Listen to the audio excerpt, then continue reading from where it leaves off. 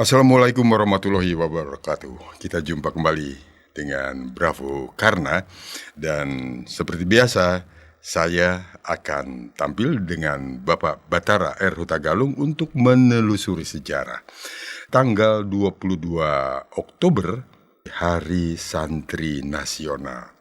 Tapi di balik itu kita akan lebih ingin tahu lagi ada apa di balik tanggal 22 Oktober yang beberapa tahun yang lalu.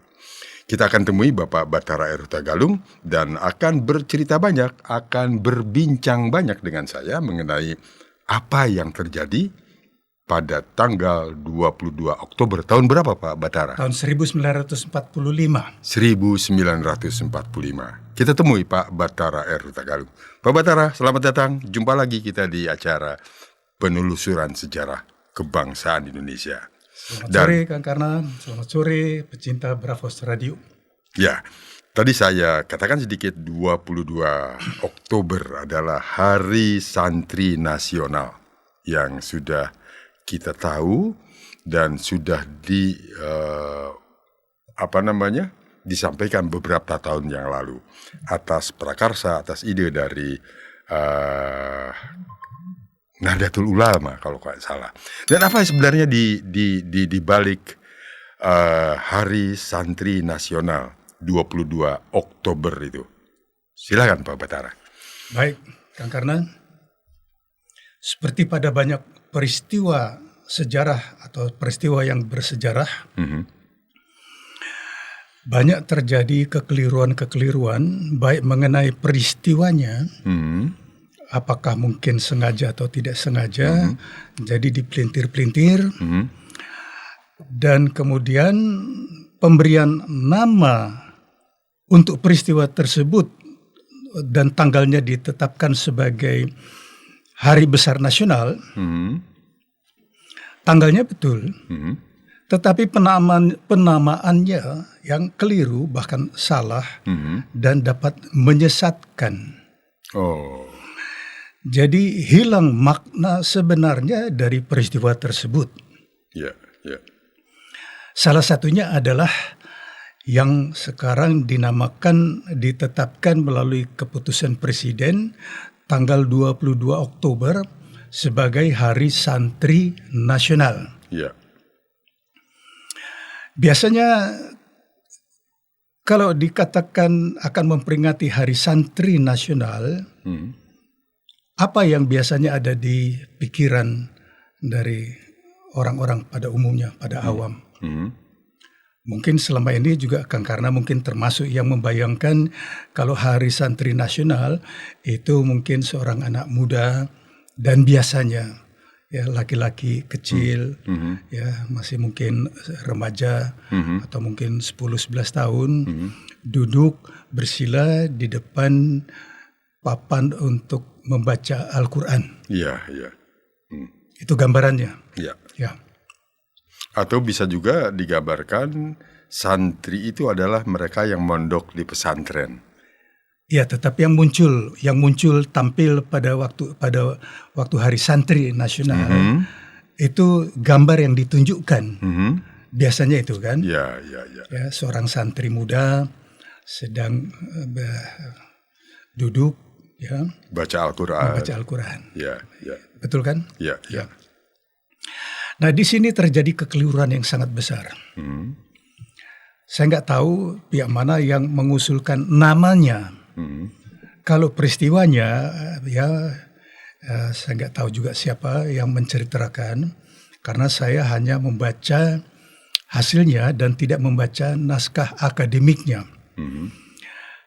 Karena biasanya sekarang ini belakangan sudah dipakai naskah akademik untuk menetapkan suatu tanggal menjadi tanggal peristiwa sejarah. Jadi bisa dipastikan bahwa naskah akademiknya belum tentu ada. Saya kurang tahu. Ada atau tidak. Tetapi kalau dahulu-dahulu antara lain yang jelas itu tidak ada naskah akademik waktu menetapkan 6 tanggal bersejarah ya, yang diberi nama atau peristiwa-peristiwa yang diberi nama dengan Kepres nomor 360 kalau tidak salah atau 310 tahun 1959. Ada 6 tanggal termasuk 10 November, termasuk Hari Sumpah Pemuda, Hari Kebangkitan Nasional. Bapak melihat itu naskah akademik untuk tidak ada naskah akademiknya. Jadi yang ditulis adalah mengenai pertimbangan dasar-dasarnya. Jadi hanya pertimbangannya dan rekomendasi dari beberapa menteri atau menteri muda. Ya, jadi tidak ada pakar sejarah orang Indonesia karena memang belum ada. Belum ada sejarawan sebelum tahun 1956, tidak ada satupun orang Indonesia yang memiliki gelar sarjana sejarah. Itu mungkin untuk sedikit latar belakangnya, mengapa tidak pernah ada naskah akademik sampai mungkin tahun 70-an atau 80-an. Nah, untuk tahun 70-an mungkin bisa dimaklumi karena tidak ada pakar, tidak ada peneliti, belum ada. Ya. Nah, tapi untuk berikutnya hal-hal yang baru seperti tanggal 22 Oktober sebagai Hari Santri Nasional itu kan digaungkan kurang lebih sekitar 2 atau 3 tahun yang lalu. Ya, betul. Tetapi itu yang saya katakan, saya tidak tahu apakah ada atau tidak naskah akademiknya dan saya tidak membaca. Ya, sebetulnya apa yang kita perlukan dari sebuah naskah akademik itu? Ya, yang jelas adalah peristiwa yang sesungguhnya terjadi. Ya, karena banyak sekali terjadi rekayasa, manipulasi, bahkan pemalsuan. Pemalsuan sejarah kita bisa bahas nanti kalau kita membahas mengenai yang dinamakan serangan umum 1 Maret. Ya. Itu sudah saya nyatakan tahun yang lalu bahwa itu pemalsuan sejarah. Ya, tetapi itu mungkin ya menjelang 1 Maret lah kita bahas ya. Tetapi kalau yang sekarang ini peristiwa yang terjadi pada 22 Oktober tahun 1945 di Surabaya, memang itu satu peristiwa bersejarah yang pantas ditetapkan sebagai hari besar nasional. Hanya penamaannya itu menurut pendapat saya salah, menyesatkan, tidak menggambarkan peristiwa yang terjadi tanggal 22 Oktober dan hari-hari berikutnya, minggu-minggu dan bulan-bulan berikutnya. Dampak dari peristiwa tersebut tanggal 22 Oktober. Seperti yang lalu kita bahas mengenai 15 Oktober tahun 45, Maklumat Persatuan Ulama Seluruh Aceh yang ditandatangani oleh Tengku Daud Burh dan ulama-ulama lain. Ya. Latar belakang dari dikeluarkannya resolusi jihad ulama se-Jawa dan Madura tanggal 22 Oktober tahun 45, latar belakangnya sangat mirip. Garis besarnya adalah yang kita sudah sampaikan yang lalu, bahwa setelah bangsa Indonesia menyatakan kemerdekaan Indonesia pada 17 Agustus 1945, itu yang pertama tidak mau mengakuinya itu adalah Belanda, mantan penjajah kerajaan kesultanan di Asia Tenggara. Dia tidak pernah menjajah Indonesia, berusaha menjajah tetapi tidak berhasil.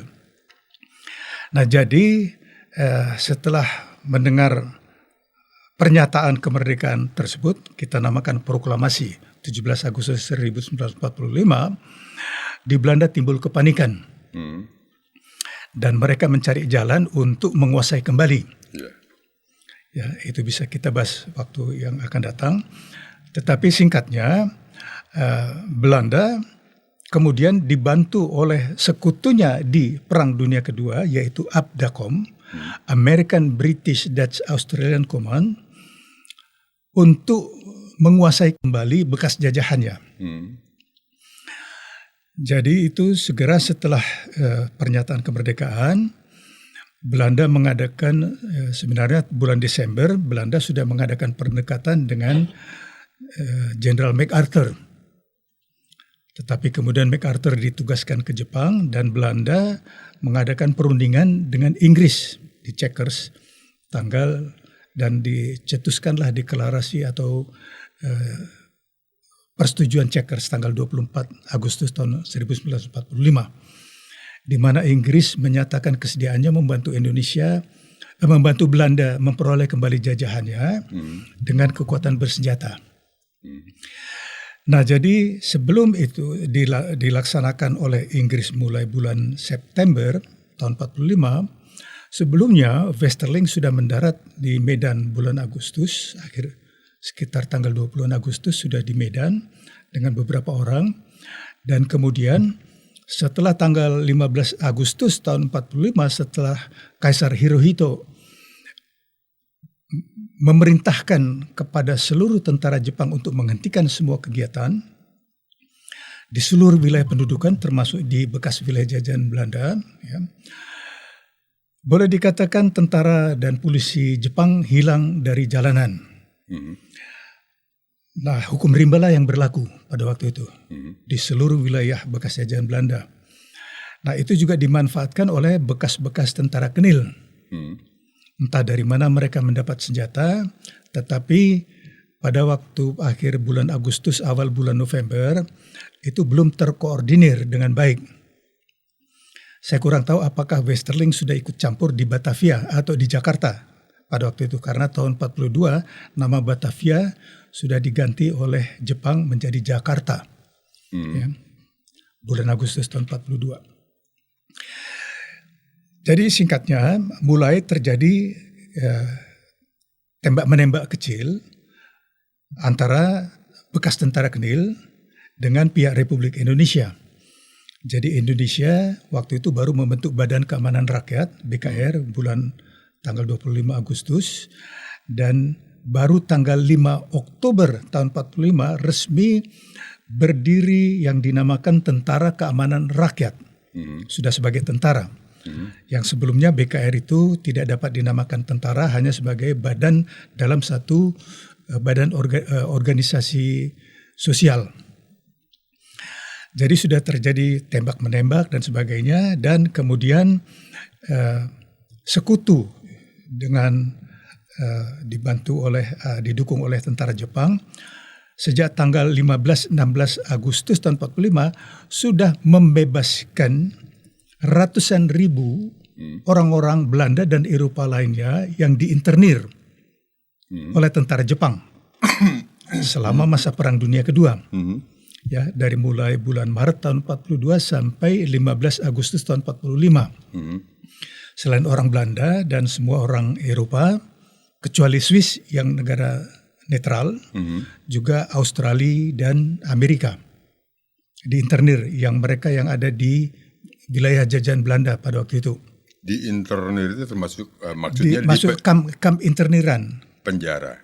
Ya, tidak bisa dinamakan penjara. Jadi itu memang satu wilayah hanya dibatasi dengan pagar kawat, ya, tapi ya, jauh dari wilayah pemukiman dan dijaga ketat, di mana semua orang-orang yang ditahan di situ bebas bergerak dan hanya mendapat jatah makan minum yang sangat terbatas, yang membuat mereka terpaksa mencari jalan segala macam untuk mendapat makanan minuman. Dan kalau untuk kamp interniran untuk tentara itu dipisahkan dan mereka lebih ketat lagi, dan banyak mereka itu kelaparan karena sangat kurang makanan atau jatah makanan yang diberikan kepada mereka, ya, yang untuk sipil lebih baik ya, jatahnya. Nah, jadi jelas pada waktu itu setelah 3,5 tahun mantan tentara Kenil, mantan tentara Belanda, tentara Inggris, Australia yang diinternir itu hanya tinggal tulang berbalut kulit. Ya, perwira-perwiranya mungkin agak lumayan, tapi prajurit-prajuritnya demikian kondisinya. Jadi mereka itu tidak siap tempur. Nah, tetapi mereka itu, terutama yang sipil-sipilnya, itu kan mereka bukan militer, tetapi mereka itu di bidang pemerintahannya, politiknya. Nah, di Surabaya, begitu juga bulan Agustus, orang-orang Belanda yang diinternir dibebaskan oleh tentara Inggris dan tentara Jepang. Ya, jadi mereka mengirim orang dari Jakarta, juga diantaranya ada orang Belanda, dikirim ke berbagai tempat di Pulau Jawa dan Sumatera untuk membebaskan para interniran, karena tentaranya sendiri belum datang. Jadi tentara Inggris baru datang di Surabaya tanggal 25 Oktober tahun 45, tanggal 25. Tapi ini peristiwa-peristiwa sebelumnya. Nah, jadi yang terjadi di Surabaya tidak berbeda jauh seperti yang terjadi di Aceh, ya, setelah proklamasi 17 Agustus. Nah, mulai terjadi konflik antara pihak Belanda dan kaki tangannya dengan pihak Republik di Surabaya. Salah satu tokoh Belanda yaitu Ploegman, itu boleh dikatakan pemimpinnya di situ. Mereka ditempatkan oleh tentara Jepang di hotel, waktu zaman Belanda namanya Oranian, zaman Jepang namanya Hotel Yamamoto, dan sekarang itu Hotel Majapahit, bintang 5. Ditempatkan di situ. Nah, tanggal 19 September tahun 45, di atas bendera Hotel masih Yamamoto, Belanda, saya tidak tahu apakah sudah langsung mengganti kembali menjadi Oranian, dikibarkan bendera Belanda merah putih biru. Nah, pemuda-pemuda area-area Surabaya yang ada kebetulan di sekitar hotel tersebut melihat Belanda mengibarkan bendera merah putih biru. Spontan marah mereka. Langsung teriak semuanya, itu Belanda mengibarkan bendera merah putih biru. Nah, singkat cerita, merangseklah banyak, mungkin puluhan pemuda-pemuda area Surabaya masuk ke hotel. Ada yang langsung beberapa orang naik ke estafet sampai ke puncak hotel, pinjam tangga dari toko-toko setempat di sekitar itu, dari penduduk, untuk karena beberapa tingkat kan di luar, untuk pakai tangga mereka mencapai tingkat paling atas. Tetapi yang di bawah, yang di ruangan di bawah, itu mereka bertengkar dan bahkan sampai terjadi perkelahian dan tembak-menembak antara pemuda-pemuda Indonesia melawan orang-orang Belanda.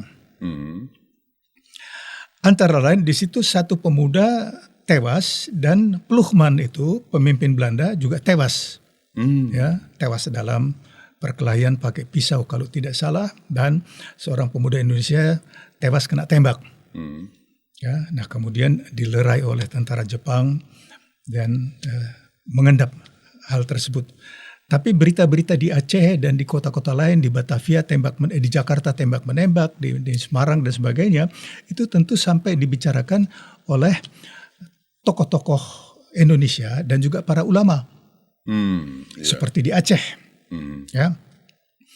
Ulama-ulama di Jawa Timur, ya, dalam hal ini dari pesantren Tebu Ireng dan sebagainya, Gontor di situ, ya.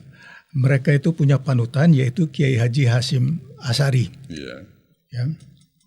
Nah, itu panutan mereka.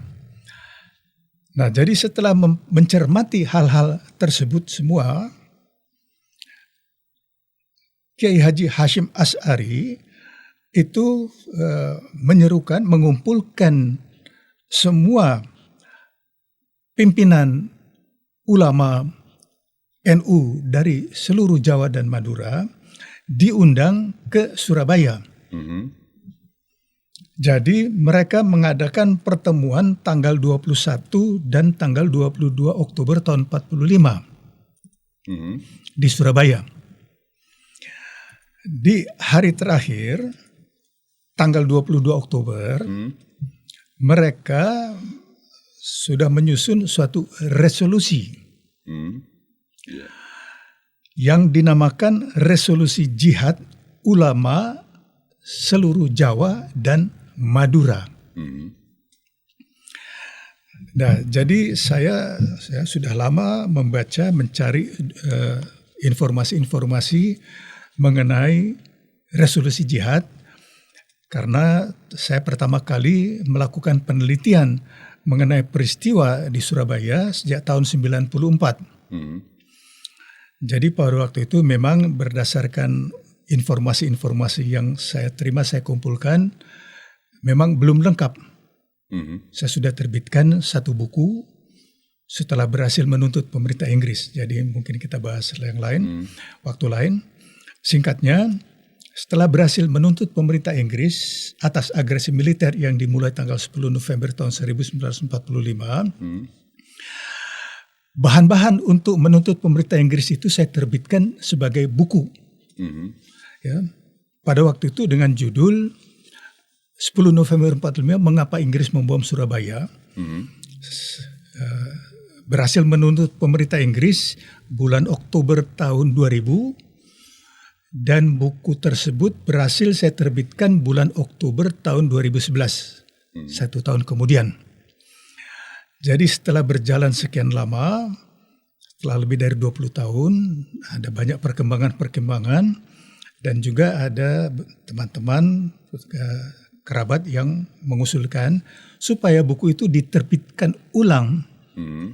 Karena kelihatannya generasi yang sekarang ini buta sejarah yang sebenarnya.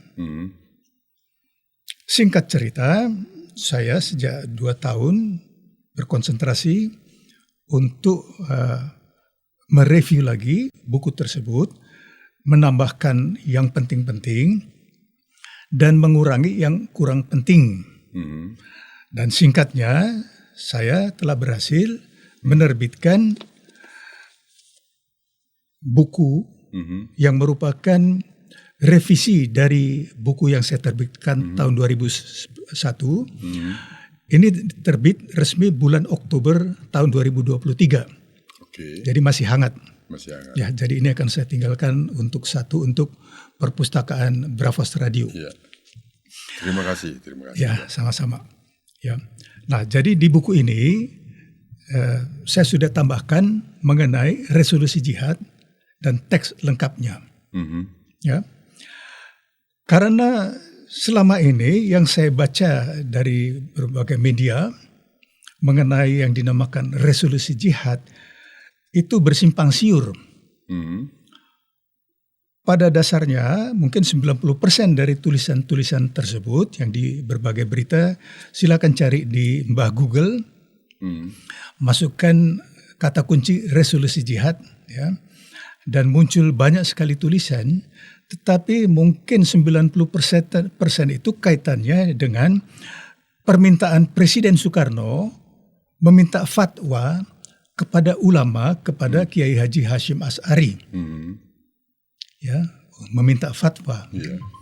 Tapi setelah saya pelajari dan saya membaca teks lengkap dari resolusi jihad tersebut, saya menarik kesimpulan yang lain, mempunyai tafsir yang lain. Karena kalimat tersebut itu sudah sangat jelas, sudah sangat gamblang. Ya. Jadi kalau diizinkan, di sini saya juga muat yang ada di Harian Kedaulatan Rakyat tertanggal 22 Oktober tahun 45. Ya, ada di Harian Kedaulatan Rakyat yang terbit di Surabaya juga. Dimuat teks lengkapnya. Jadi bisa ditunjukkan nanti. Tetapi isi ini mungkin coba dicermati. Kita cermati bersama-sama. Bagaimana kesimpulannya. Jadi kalau dikatakan Presiden Soekarno meminta fatwa, cocok nggak dengan isi dari fatwa tersebut? Baik, saya bacakan ya. Resolusi Jihad Nahdlatul Ulama seluruh Jawa Madura.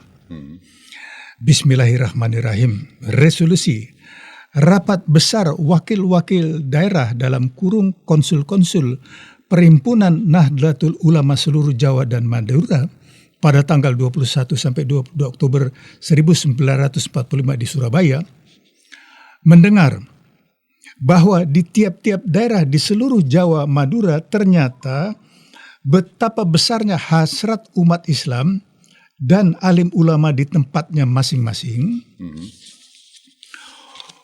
untuk mempertahankan dan menegakkan agama, kedaulatan negara Republik Indonesia merdeka. Kemudian selanjutnya menimbang A. Bahwa untuk mempertahankan dan menegakkan negara Republik Indonesia menurut hukum agama Islam, termasuk sebagai suatu kewajiban bagi tiap-tiap orang Islam. B. Bahwa di Indonesia ini warga negaranya adalah sebagian besar terdiri dari umat Islam. Mengingat A. Bahwa oleh pihak Belanda dalam kurung NICA, Netherlands Indies Civil Administration, dan Jepang yang datang dan berada di sini telah banyak sekali dijalankan banyak kejahatan dan kekejaman yang mengganggu ketentraman umum. Jadi ini kan setelah peristiwa bendera tanggal 19 September. Ya, kan sampai tewas di kedua belah pihak. B. Bahwa semua yang dilakukan oleh semua mereka itu dengan maksud melanggar kedaulatan Republik Indonesia dan agama, dan ingin kembali menjajah di sini, persis seperti maklumat Persatuan Ulama Seluruh Aceh kan, formulasinya mirip, ya, bahwa Belanda ingin menjajah kembali dan membuat ulah, jadi sama, ya.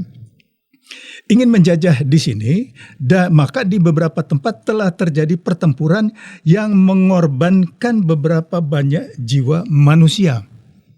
Jadi di seluruh Indonesia sudah terjadi, di Semarang, di Jakarta. C.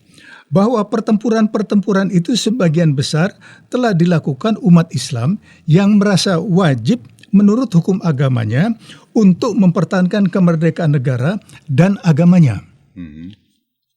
D.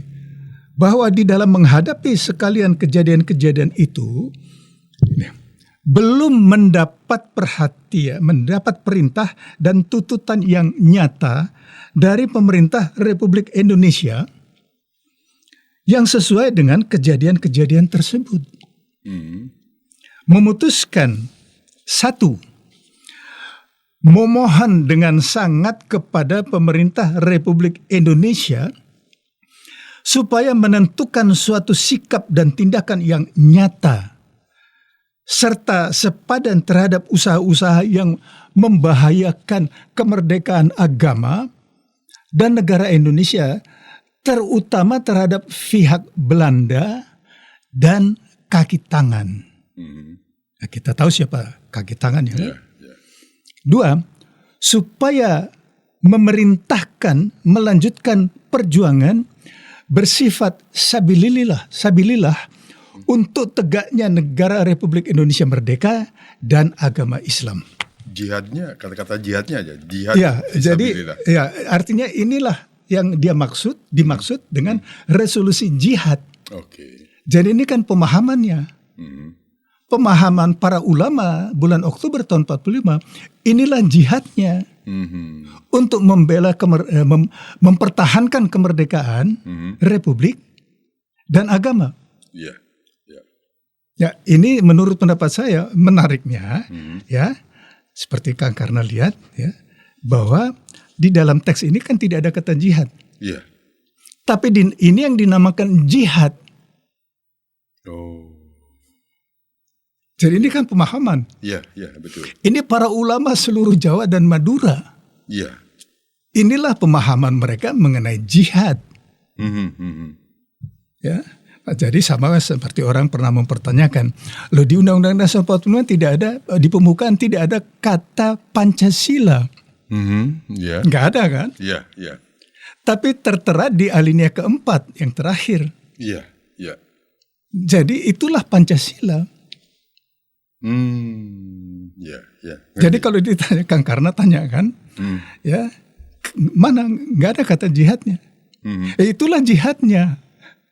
Menurut para ulama kan. Betul. Nah jadi yang lain mempunyai tafsiran yang lain, ya jangan tanya saya.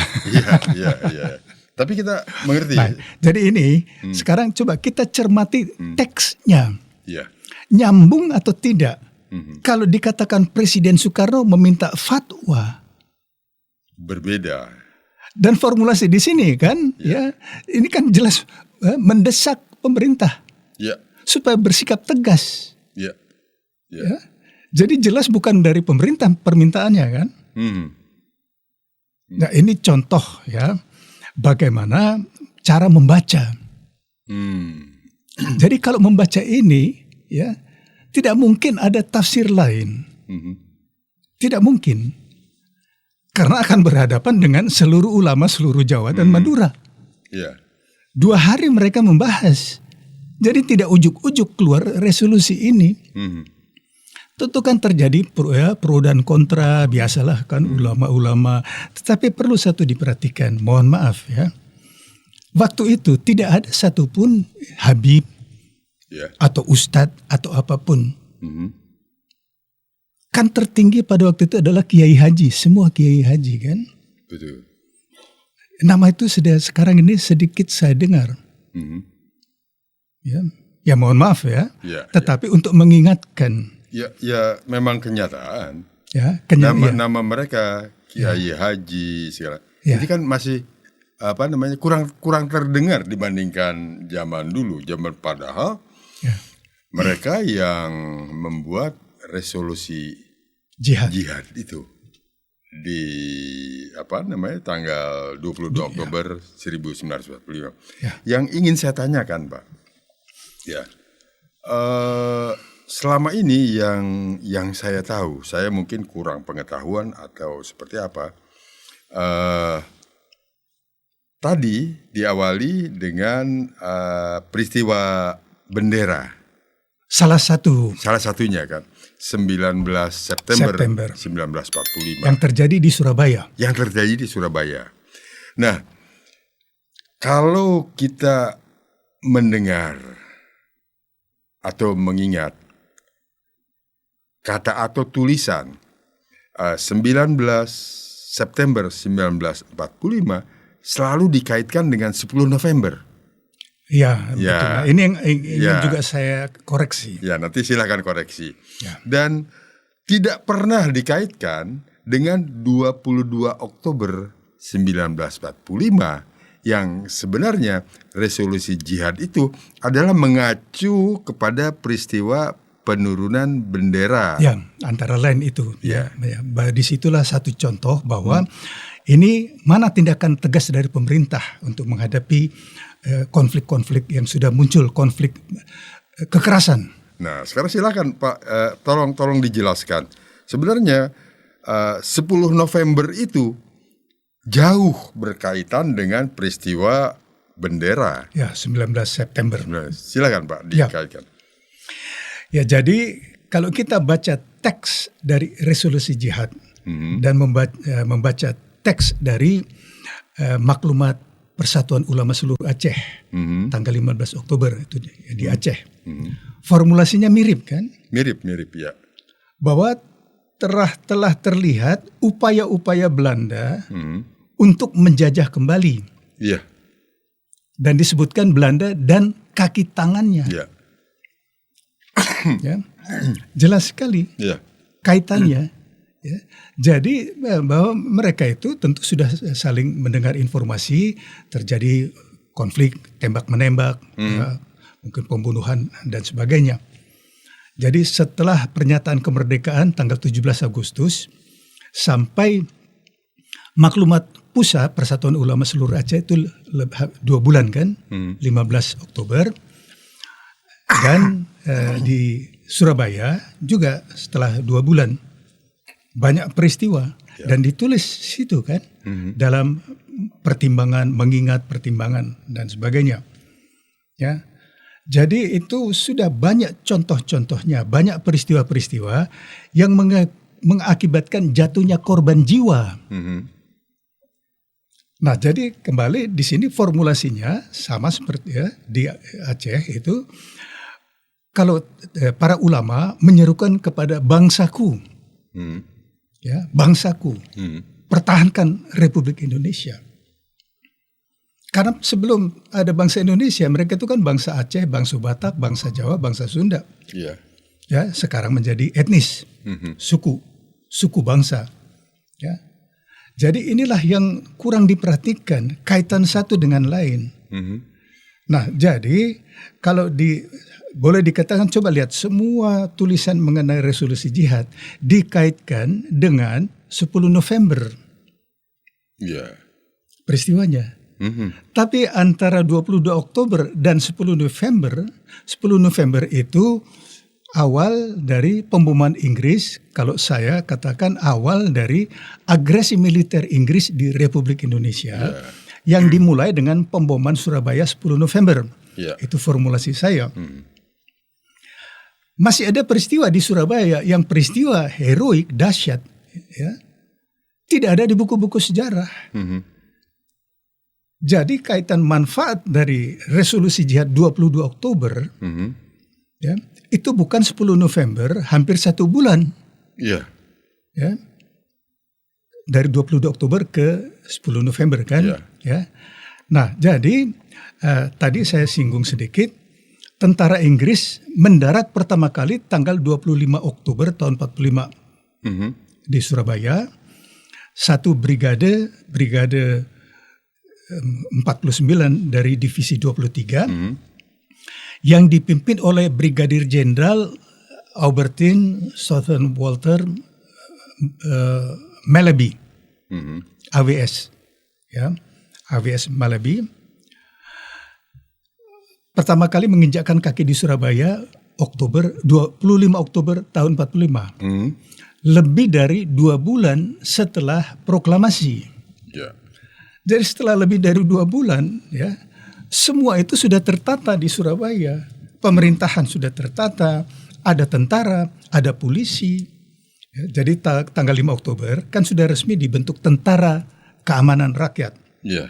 Jadi sudah ada tentara di Surabaya ketika brigadenya Malaby mendarat. Ya, sudah ada panglima-panglimanya, perwira-perwiranya di situ.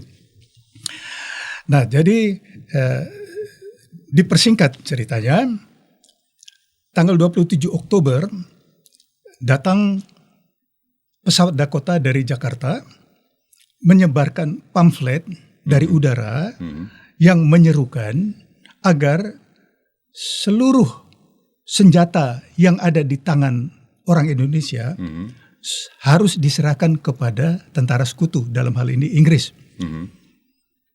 Dalam waktu 2 kali 24 jam. Apabila tidak diserahkan, maka akan ditembak di tempat. Tanggal 27 malam, semua pimpinan militer dan sipil, ya, termasuk ya para ulama, itu berkumpul, merundingkan. Ya, jadi singkatnya sampai kepada kesimpulan, dihadapkan pada satu situasi. Pertama, kalau mereka tidak menyerahkan senjata, ya, mereka akan ditembak di tempat. Ya, tetapi kalau mereka menyerahkan senjata, mereka menjadi macan ompong. Tidak dapat berbuat apa-apa. Semuanya tergantung, dengan kata lain, menyerahkan kembali ke pihak sekutu. Malam itu juga diputuskan, ya, kalau gitu kita serang tentara Inggris. Jadi tentara Inggris itu dipecah mereka di 8 tempat pos pertahanan yang berjauhan satu sama lain di seluruh kota Surabaya kan. Ada yang di utara, di tengah, di selatan dan sebagainya. Di 8 pos pertahanan. Jadi pihak Indonesia tahu di mana pos pertahanan mereka dan kekuatan mereka kan. Paling tinggi 6.000 orang. Ya. Tentu dengan persenjataan yang paling tinggi mortir. Ya. Nah, sedangkan mereka tidak tahu berapa kekuatan di pihak Republik Indonesia. Sama sekali tidak diketahui. Kita akan bahas lah singkatnya, memberikan gambaran berapa banyak senjata yang direbut oleh pihak Indonesia dengan pengorbanan ratusan orang dari tentara Jepang. Direbut, bukan hadiah. Direbut dengan pengorbanan, dan di pihak Jepang juga sangat banyak, mungkin 100 lebih yang tewas dalam mempertahankan senjata. Ya. Nah, jadi dari seluruh Surabaya dan sekitarnya, senjata yang dirampas dari tentara Jepang begitu banyak sampai dapat mengirim, ya, bulan Oktober November itu, ya, tahun 45, 4 gerbong senjata ke Jakarta. 1 gerbong senjata ke Jogja. Jadi betapa banyaknya kan? Iya. Jadi mereka rebut dari mulai pistol, senapan, mortir, tank sampai pesawat terbang, tapi nggak ada pilotnya. Tapi kalau tank masih mereka bisa operasikan. Ya. Terutama dari Brigade Mobil Polisi Istimewa waktu itu yang dibentuk oleh Muhammad Yasin. Ya, pangkat terakhirnya, ya, terakhir saya juga cukup akrab dengan beliau, Komisaris Jenderal, ya. Sekarang dia Letnan Jenderal. Dulu Letnan Jenderal, sekarang Komisaris Jenderal. Ya. Nah, jadi diperkirakan sekitar 30.000 pemuda, terutama pemuda arek-arek Surabaya, memiliki senjata. Ya, ditambah lagi lebih dari 100.000 bonek. Bondo nekat. Ya, hanya modal nekat. Betul, modal nekat, celurit, tombak, segala macam. Kan? Nah, jadi itulah kekuatan di pihak Republik Indonesia. Sedangkan di pihak Inggris hanya sekitar 5-6 ribu personal. Kan, termasuk di situ tukang masak dan sebagainya, ya. Nah, jadi tanggal 27 Oktober malam diputuskan untuk menyerang. Tanggal 8 Oktober di pagi hari, pagi buta, dilakukan serangan serentak di 8 pos pertahanan Inggris. Dapat dibayangkan betapa terkejutnya mereka. Tidak angin, tidak hujan, tentu mereka kan tidak siap tempur. Ya, tidak mempersiapkan komunikasi antar pos pertahanan. Dan kemudian sama seperti penguasa setempat, listrik dimatikan, air dimatikan, kalang kabut kan, tidak dapat pasokan logistik. Ya. Nah, jadi setelah diserang 1 hari 1 malam, ya, tanggal 29 Oktober tahun 45 itu, ya, di 2 tempat tentara Inggris, bayangkan, tentara Inggris kan salah satu pemenang Perang Dunia Kedua. Iya. Mengibarkan bendera putih, minta berunding. Ya, di 2 tempat. Di 1 tempat itu di Darmo, yang menerima itu ayah saya. Yang datang itu Captain Flower, berkebangsaan Australia, tapi kan tentara sekutu Inggris. Ya. Kemudian singkatnya juga pimpinan tentara Inggris sudah melihat itu mereka dalam situasi gawat. Mereka sudah mengirim berita langsung ke Jakarta. Di Jakarta pimpinan tentara Inggris itu tanggal 28 malam itu juga, jadi kan tanggal 28 pagi diserang. Tanggal 28 malam pimpinan tentara Inggris yang di Jakarta tengah malam membangunkan Presiden Soekarno.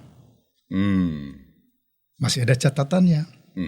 Tengah malam, ya, pembantu Soekarno, ya, dihubungi dan dengan ragu-ragu mengetok pintu Soekarno, dan singkatnya itu ditelepon kan, dibilang ini telepon dari pimpinan Inggris.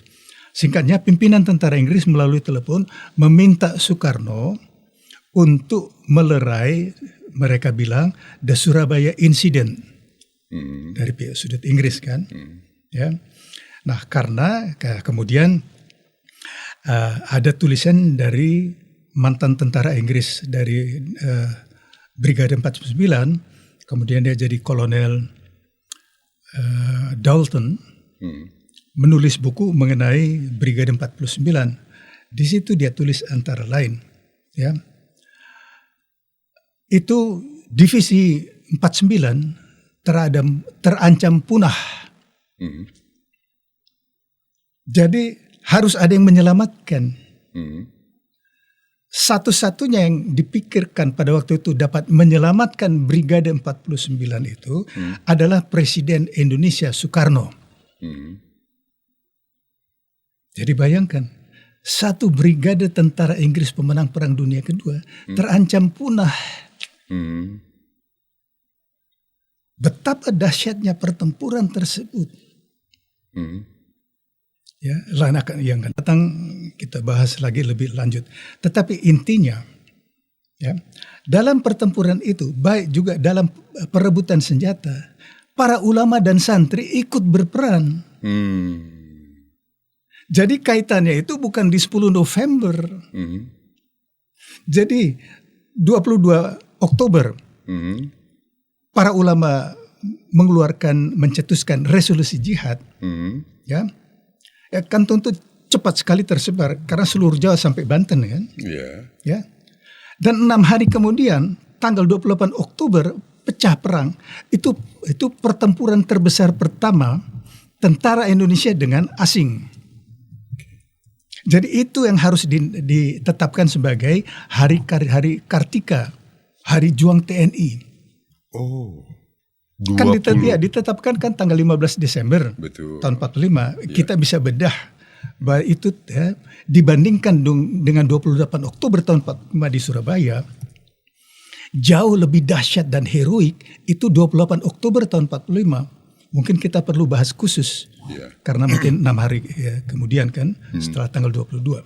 Jadi ini pada tanggal 28 Oktober ulama TNI berjuang bersama-sama.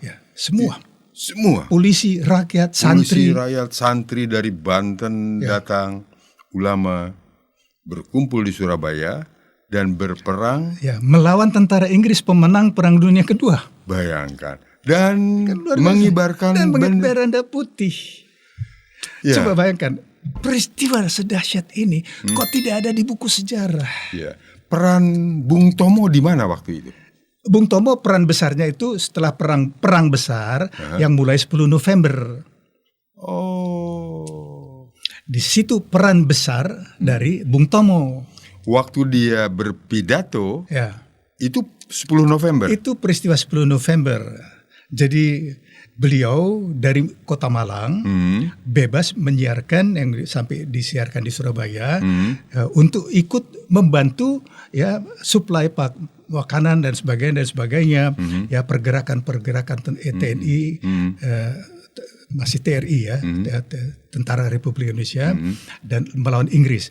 Tapi Bung Tomo berperan pada peristiwa 10 November. Nah, oleh karena itu saya masukkan gambar beliau di peristiwa 10 November.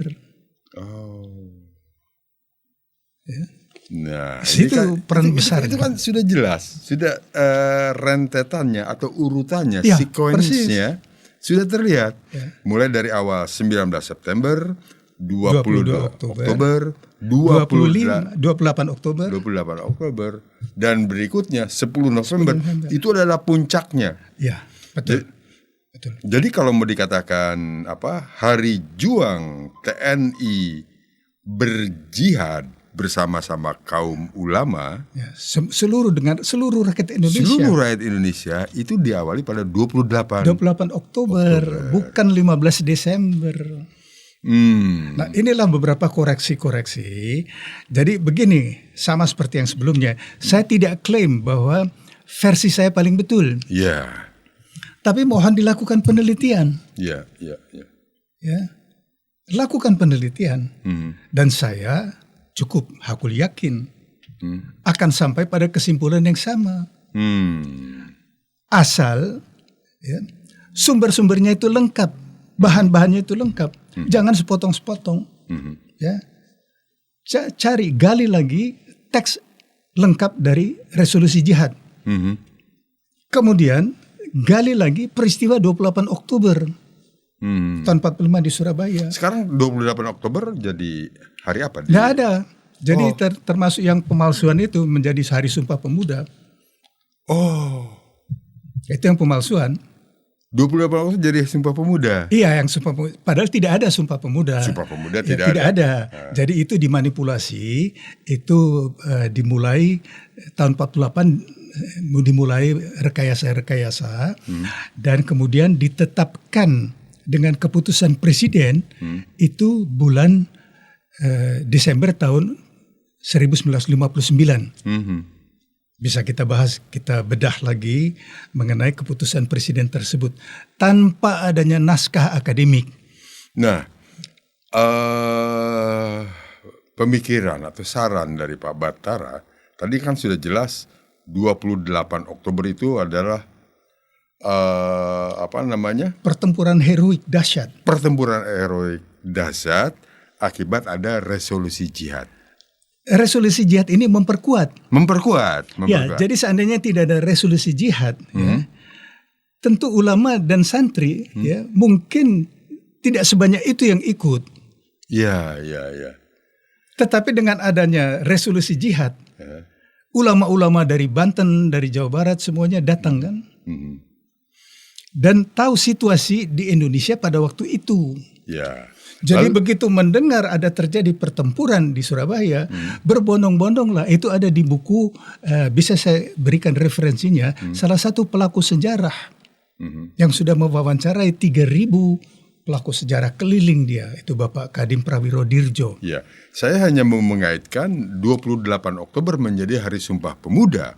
Dan dikatakan oleh Pak Batara bahwa 28 Oktober itu tidak ada sumpah apa-apa. Tidak ada. Jadi ini merujuk pada 28 Oktober 1928. Iya. Kongres Pemuda kedua. Kongres Pemuda. Itu merupakan manipulasi. Iya, itu merupakan manipulasi.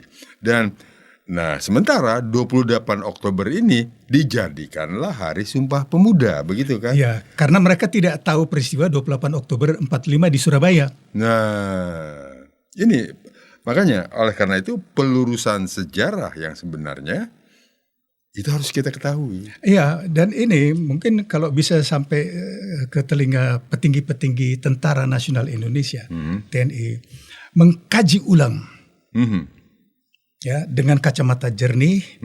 Jangan karena pada tahun 98 itu dalam rangka desuhartoisasi untuk melenyapkan peristiwa serangan 1 Maret 1949, dicarilah peran peristiwa lain yang dijadikan patokan untuk menjadi Hari Juang Kartika, Hari Juang TNI Angkatan Darat. Ya, mungkin sedikit dipoles, dimunculkanlah Palagan Ambarawa 15 Desember tahun 45. Peristiwanya ada. Tapi latar belakangnya tidak begitu. Coba kita sama-sama duduk. Ini yang saya ingat ya. Seperti hari sebutnya itu, kalau yang saya tahu Angkatan Udara misalnya menyebutkan bahwa mereka itu lahir 9 April 1947. Yang saya ingat sekali simbol-simbol selalu Angkatan Udara itu AURI pada saat itu pasti menyebutkan 9447. Itu selalu simbol-simbol itu kan. Jadi kalau orang tua saya waktu itu mendapatkan lauk pauk atau segala macam ya kan. Waktu itu kan pembagian disebutnya. Itu di sabunnya itu atau di rokoknya itu simbolnya 9447. Lalu saya tanyakan, apa sih 9447 itu? 9447 dinyatakan bahwa itu adalah hari berdirinya AURI 9 April 1947 dan diperingati sampai sekarang. Ya. Nah, kalau Angkatan Darat jelas kan sebelumnya sudah ada. Iya. Yang dinamakan TNI pada saat itu adalah TKR tanggal 5 Oktober tahun 45. Ya, yang sekarang diperingati Hari Angkatan Bersenjata. Ya. Hari lahir TNI. Hari lahir TNI. Betul, karena waktu itu memang disebut Tentara Nasional. Tentara Nasional. Tentara Nasional. Jadi sekaligus semuanya dibentuk. Ya, jadi dalam pengertian umum bahwa Tentara Nasional Indonesia dibentuk 5 Oktober tahun 45. Kalau Angkatan Laut?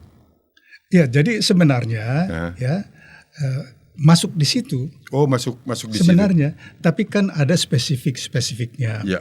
Ya itu ya silakan saja, itu hak masing-masing kan. Ya. Masing-masing angkatan. Ya, tetapi kalau pengertian umum, ya Tentara Nasional Indonesia didirikan resmi oleh pemerintah Indonesia tanggal 5 Oktober tahun 45. Ya. Hanya namanya berganti-ganti. Iya. Baru bulan Juni tahun 1947 berganti nama keempat kali menjadi Tentara Nasional Indonesia sampai sekarang. Gitu. Jadi hanya namanya berganti. Ya. Tapi kembali ke peristiwa ini, jadi coba baca semua tulisan mengenai resolusi jihad. Kaitannya ke 10 November. Betul. Ya. Yang saya baca dari semua ini, ya, dan juga urutan-urutannya, kronologinya, tidak ada satupun yang menulis peristiwa 28 Oktober 45 di Surabaya. Ya. Nah ini yang saya maksud selama ini. Sekarang pertanyaannya, yang sebetulnya lebih heroik yang 28 Oktober 1945 atau yang 10 November? Ya, jadi sekarang begini, kalau untuk banyak mungkin generasi peralihan di Surabaya. Kan ketika saya menuntut pemerintah Inggris mulai tahun 99, mungkin hampir tiap bulan saya terbang ke Surabaya. Terbang loh. Karena waktu itu saya menjadi representatif satu perusahaan Jerman. Jadi dengan gaji Jerman hidup di Indonesia, tiap bulan lah naik pesawat ke Surabaya, di hotel dan sebagainya, biaya sendiri. Jadi sebenarnya kalau mau dilihat mana yang heroik, yang heroik itu 28 Oktober. Kalau ditanya yang 10 November, yang 10 November itu kita babak belur. Babak belur ya? Babak belur ya? Dibom. Oh ya, dibom. Ya. Ini makanya ini penilaian kan? Penilaian ya jadi tentu subjektif dari orang-orang itu. Tapi mereka yang di situ kan, yang mengetahui. Nah mungkin generasi sekarang tidak tahu lagi. Tapi kalau generasi penerus, generasi perantara yang sama seperti saya kan, yang orang tuanya pelaku sejarah. Iya. Karena ada juga Pak Kadin Prawiro Dirjo ini, saya temui di Jogja tahun 98. Setelah reformasi bulan Oktober 98, saya lama cari-cari alamatnya, dapat dia pernah jadi bupati di Jogja, nggak tahu di kabupaten mana. Dan pangkat terakhirnya kalau nggak salah Brigadir Jenderal. Saya temui. Dia mendirikan yayasan yang dinamakan Yayasan 28 Oktober 1945. Ada yayasannya. Tapi dengan meninggalnya beliau ya hilang semua. Karena rupanya generasi penerus ya, tidak ada yang meneruskan. Sama seperti sekarang ya. Saya pikir kalau ya kami semua ini ya lewat lalu Sanjo kan semua ya sudah hilang semua dari catatan. Nah oleh karena itulah saya juga berterima kasih walaupun pernah di take down Bravos Radio ya bangkit kembali. Ya, semoga kali ini ya masih ya, bisa berlanjut ya, dan ada yang melanjutkan. Nah jadi singkatnya ini salah satu contoh. Ya.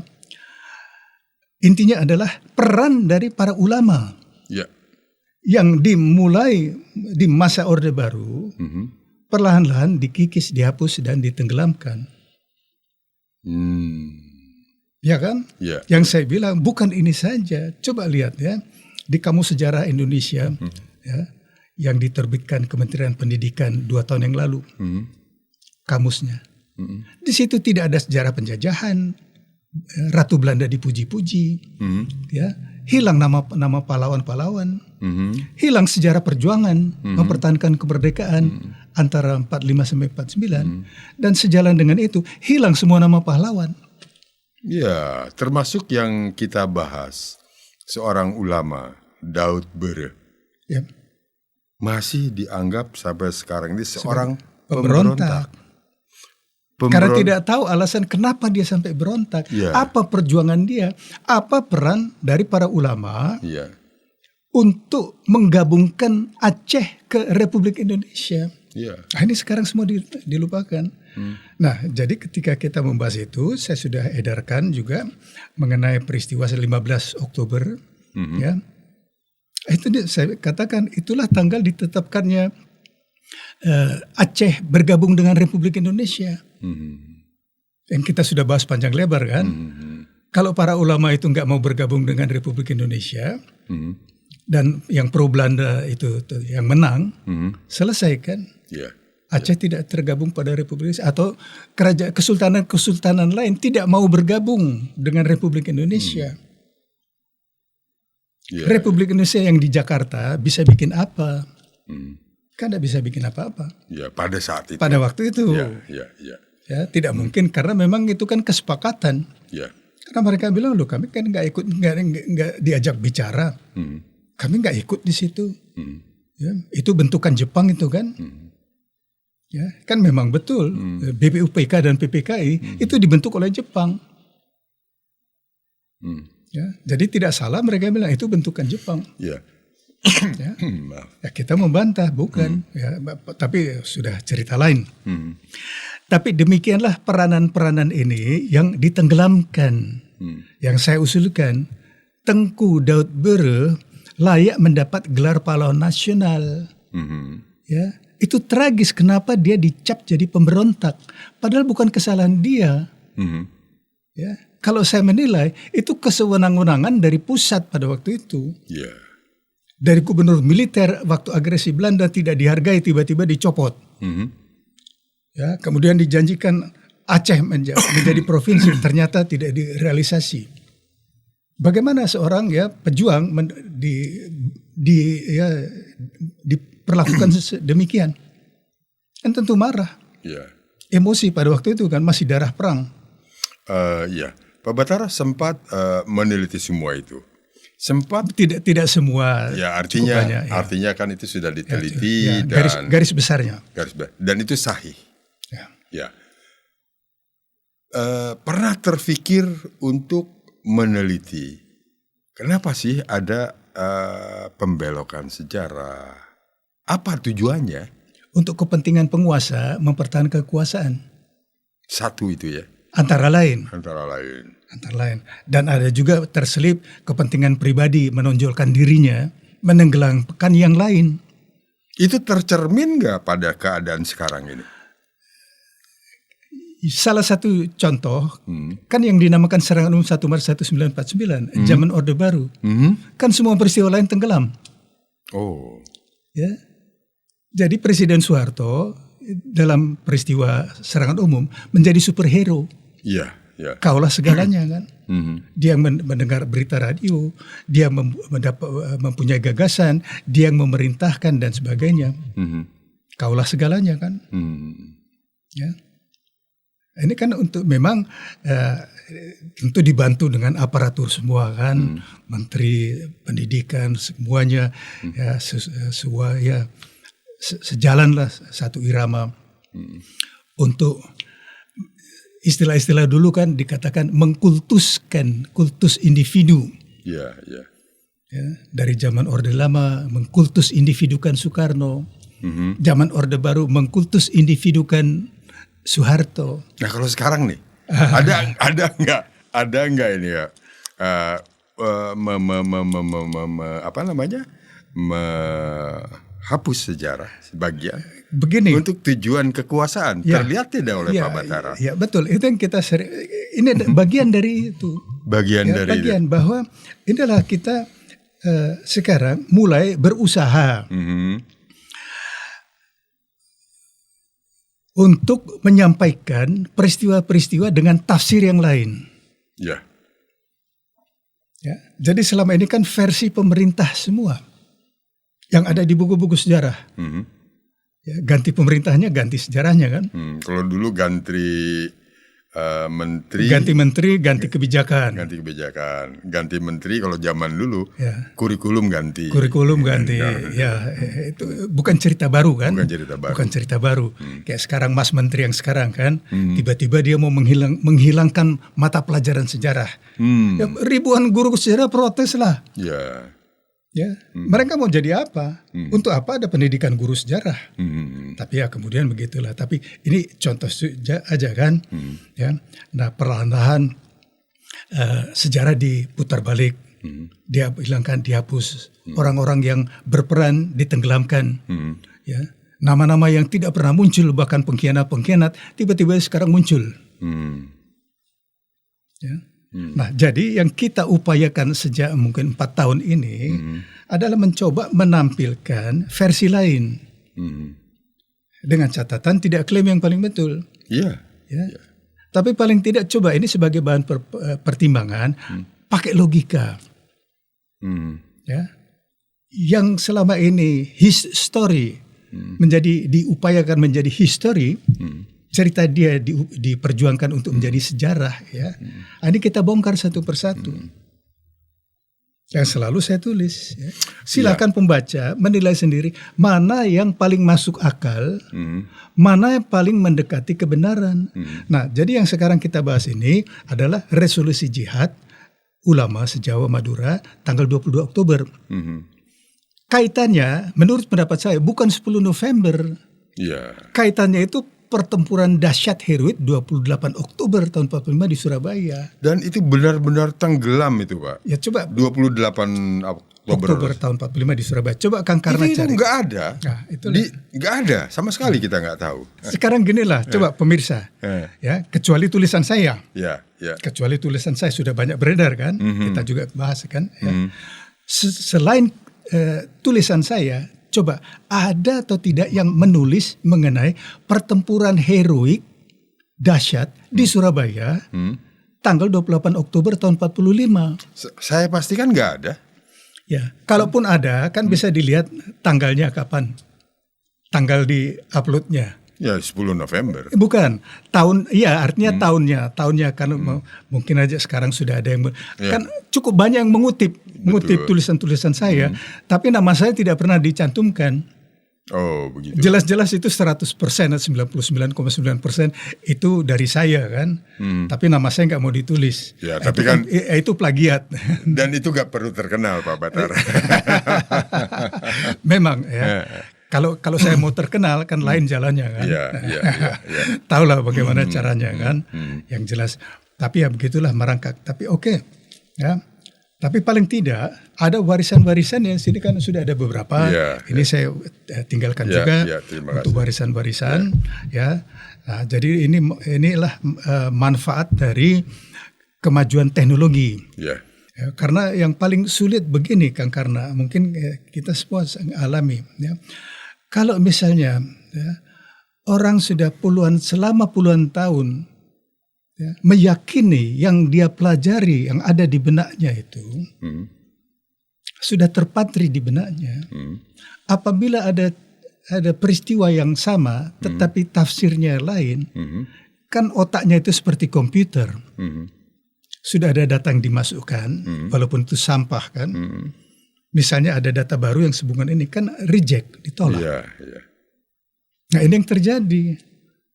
Terutama kepada senior-senior yang tidak bisa menerima perbedaan pendapat, tidak mengetahui bahwa penulisan historiografi itu tafsir dari sudut pandang penulis. Kalau diterbitkan oleh pemerintah, itu dari sudut kepentingan pemerintah di seluruh dunia, bukan hanya di Indonesia. Coba di Belanda, Jepang, tidak ada itu sejarah kolonial. Tidak ada sejarah agresi militer, tidak ada. Jadi sama, ya. Nah sejarah hitam mereka hapus dari buku sejarah. Tapi kalau di sini ikut-ikutan menghapus itu dari buku sejarah, padahal itu sejarah putih kita. Berarti itu kan antek penjajah. Atau ada kaitannya. Ini tuduhan aja ya. Tuduhan. Oke. Tapi kembali ini salah satu contoh bahwa begitulah dahsyatnya resolusi jihad. Pengaruhnya, jadi bayangkan ya, kalau umat Islam tidak mendengar resolusi dari para ulama, terjadi pertempuran di sini, pertempuran di sana, kan dia tidak merasa tersentuh. Tapi kalau misalnya sekarang para ulamanya mendengar, di sana pertempuran, kan dia yang menggerakkan. Jadi para ulama ini yang menggerakkan. Karena mereka kan semua sudah ketemu di Surabaya. 2 hari mereka membahas sampai keluar resolusi yang mereka namakan itulah jihad. Nah, yang lain mau menafsirkan jihad segala macam, ya urusan mereka lah. Menurut mereka jihad begini, begini, ya silakan saja dari sudut saya. Tapi jelas disebutkan Jelas. resolusi jihad Ya, yang dimaksudkan. jelas kan. Inilah yang para ulama maksudkan dengan jihad. Iya. Ya, yang tadi saya bacakan di garis bawahi pula, ya, bersifat sabilillah, yang saya tangkap sebagai resolusi jihad, ya, adalah wajib hukumnya bagi umat Islam untuk mempertahankan Republik Indonesia dan agama Islam. Iya. Jelas itu. Mau tafsir apa lagi? Iya. Iya. Ya. Jadi tidak mungkin ada tafsir yang lain. Ya. Tapi saya menafsirkan, saya membaca judulnya resolusi jihad. Ya. Tetapi di dalamnya adalah pertimbangan segala macam dan perintah. Perintah. Wajib hukumnya bagi umat Islam. Ya. Ya. Nah, ini yang saya maksud, begitu besar peran dan sama seperti dengan para ulama di Aceh. Ya, membangkitkan, wahai bangsaku. Ya, berjuanglah mempertahankan kemerdekaan Indonesia yang dipimpin oleh yang maha hebat Insinyur Soekarno. Ya. Tapi yang maha hebat ini ingkar janji kepada kakandanya. Ingkar janji dalam tanda petik. Iyalah, apapun ya. Mungkin ya nggak tahu lah bagaimana ceritanya, tetapi singkatnya akan saya tunjukkan di buku paman saya. Bah itu memang dan kita sudah bahas. Ya, kita sudah bahas. Tetapi intinya ada paralelnya kan. Ya, betul. Paralel peran dari para ulama yang sama-sama bulan Oktober. Hanya berbeda 1 minggu. Ya, jadi tentu tidak tertutup kemungkinan ya maklumat Pusa itu kan tentu disiarkan melalui radio, didengar juga oleh Kiai Haji Hashim Asy'ari. Ya. Dan melihat paralelnya, bukan hanya di Aceh, di Sumatera Utara, di ujung utara, tetapi juga di ujung Jawa, Jawa Timur, ya, juga peristiwanya sama. Kalau gitu ya sama mereka. Keluarkan pernyataan mendukung mempertahankan kemerdekaan Indonesia. Sama di Aceh juga untuk negara dan agama, di Jawa Timur juga untuk negara dan agama. Dua itu tidak terpisahkan, nasional dan agama. Dan inilah basis dari BPUPK. Di situ hanya ada 2 unsur, unsur nasional dan unsur agama. Tidak ada unsur komunis sama sekali. Total nggak ada, karena mereka dipenjara semua oleh Jepang. Iya. Jadi tidak mungkin ikut dalam pembahasan. Sudah beruntung mereka nggak dihukum mati oleh Jepang kan, hanya di penjara. Nah ini mungkin yang perlu kita bangkitkan lagi ingatan untuk melakukan penelitian. Ya, jadi kalau ada yang mengklaim bahwa ada andil komunis, ya. Tugas siapa itu yang harus melakukan penelitian? Pertama, tugas pemerintah. Pemerintah. Ya. Yang kedua. Dan kemudian ya, nah ngapain guru-guru besar selama ini? Oh iya. Puluhan tahun ngapain aja? Ya mohon maaf ya para guru besar. Sampai tanggal 1 Juni tahun yang lalu, Presiden Indonesia ke-5 di hadapan para rektor mempertanyakan apa betul Belanda menjajah Indonesia 350 tahun. Coba lakukan penelitian. Apa jawaban Ya mereka? makanya 1 tahun nggak ada sampai sekarang kan. Nah itu yang pertanyaan bodoh saya kan. Para rektor ini puluhan tahun ngapain aja? Ada nggak seorang rektor, guru besar sejarah, ya, yang mengaitkan resolusi jihad ini ya, atau maklumat Pusa 15 Oktober dengan perang Cumbok? Dan kemudian di Jawa Timur resolusi jihad 22 Oktober dengan pertempuran dahsyat 28 Oktober. Ada atau tidak? Ya. Nah artinya inilah perlu digali. Ya. Saya juga sekarang ya sudah tidak mungkin lagi lah. Tahun depan saya juga sudah kepala 8. Ya. Nah, jadi kalau mungkin ada yang mendengar ini, mohon ya sampai ke pimpinan tertinggi Tentara Nasional Indonesia, mohon diteliti lagi sejarah perjuangan. Ya. Jadi oke, yang sudah ada, coba itu dipegang dulu. Tetapi ya dengan catatan belum tentu benar. Yang saya sampaikan juga belum tentu benar. Ya. Oleh karena itu, lakukan sendiri penelitian. Teliti ulang. Lakukan sendiri. Ya. Nah, inilah yang saya sampaikan.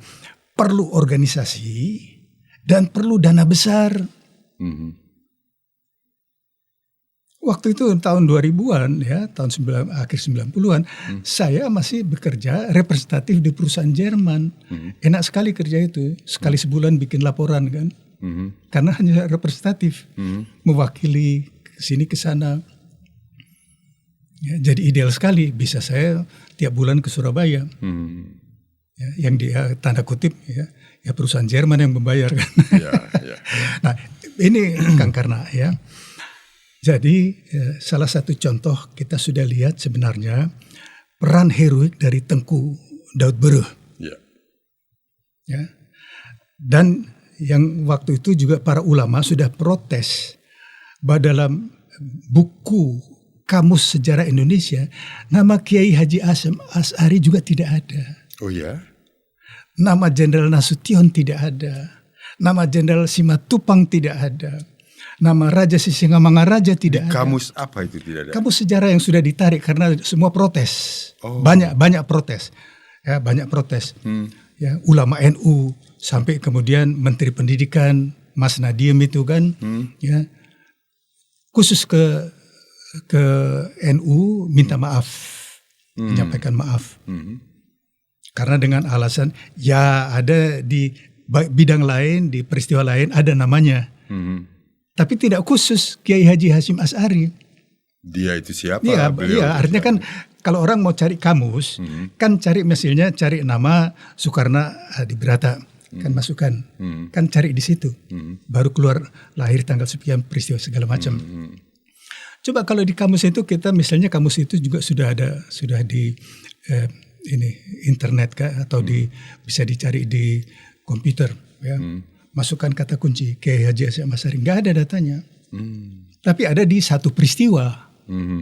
Nah itu yang menjadi alasan dari Kementerian Pendidikan, kan namanya ada di peristiwa lain. Ya, bukan itu intinya. Ya, ya. Ini hanya satu contoh bahwa begitu ya. Jadi kalau nggak salah nama dia ada di peristiwa resolusi jihad kalau tidak salah. Ya, di buku kamus itu.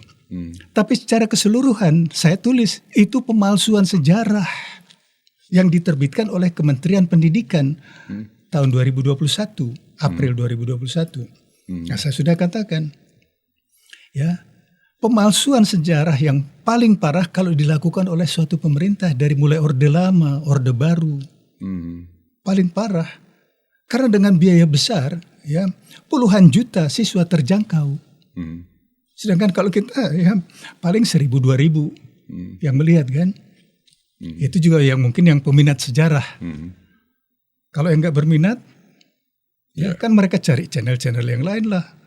Ya, yang lebih senang, ya, karena kelihatan juga ya, banyak yang lebih senang nonton porno daripada cari-cari channel sejarah kan. Ya. Nah inilah kesulitannya. Ya.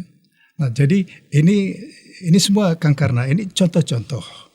Contoh-contoh dan adalah temuan saya dan tafsir saya. Ya, tafsir saya terhadap resolusi jihad. Kalau membaca teks itu dan membaca rangkaian peristiwanya, bukan permintaan Presiden Soekarno yang meminta fatwa kepada ulama. Terbalik. Ya. Ulama yang mendesak pemerintah, kan formulasinya jelas. Supaya bersikap tegas, pengambil keputusan tegas. Ya. Nah inilah yang sekarang diputar balik kan. Ya, saya nggak tahu apa maksudnya. Tapi coba lihat semua, kalau cari di Google, semua ceritanya begitu. Dan saya itu tidak ada satupun yang mengaitkan dengan peristiwa 28 Oktober. Dan kalau Kang Karna tanya saya sebagai peneliti, mana yang hebat?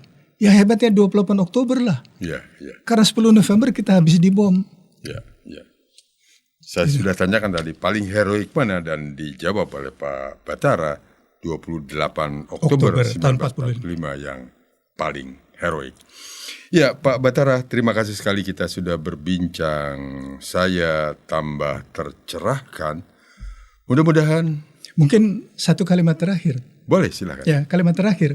Jadi sehubungan dengan ini, mohon diteliti lagi, ya, seperti Hari Ibu, hari 22 Desember, 1 Maret sebagai Hari Penegakan Kedaulatan, salah itu nama-namanya salah ya.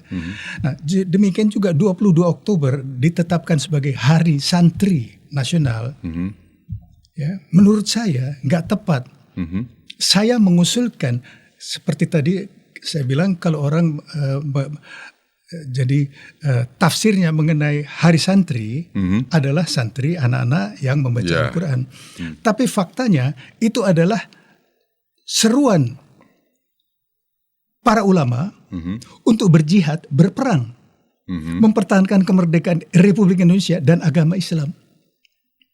Ya, sebab kalau Belanda datang kembali, ya bernasib sama lagi kan? Ya, yang ditekan nasionalis ditekan, ulama ditekan lagi, nasibnya sama.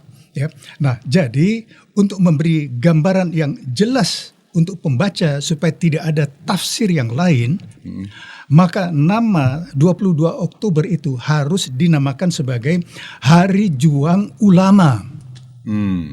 Ya. Kalau mau kompromi bisa ditambahkan Hari Juang Ulama dan Santri. Tapi dalam hal ini ya belum ada perjuangan santri tanggal 22 Oktober. Ya.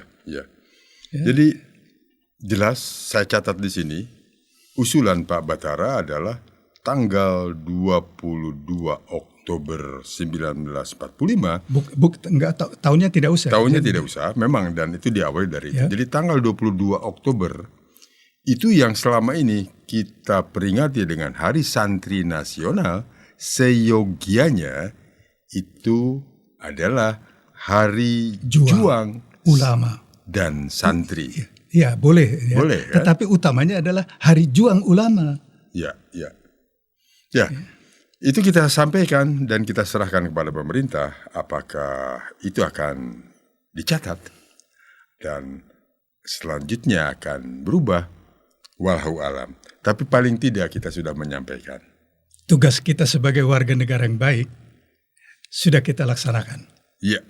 Dan saya sebagai host di sini, saya menyampaikan kepada pemerintah dan masyarakat Indonesia yang lebih tahu lebih dalam. 22 Oktober 1945 apa yang terjadi dan apa yang diperingati setiap 22 Oktober. Ya, baik Pak Batara, terima kasih. Dan mudah-mudahan perbincangan kita bisa dimengerti dan bisa mencerahkan masyarakat Indonesia, khususnya pendengar Bravos Radio. Kita akan jumpa kembali di perbincangan yang akan datang. Terima kasih saya ucapkan. Wassalamualaikum warahmatullahi wabarakatuh.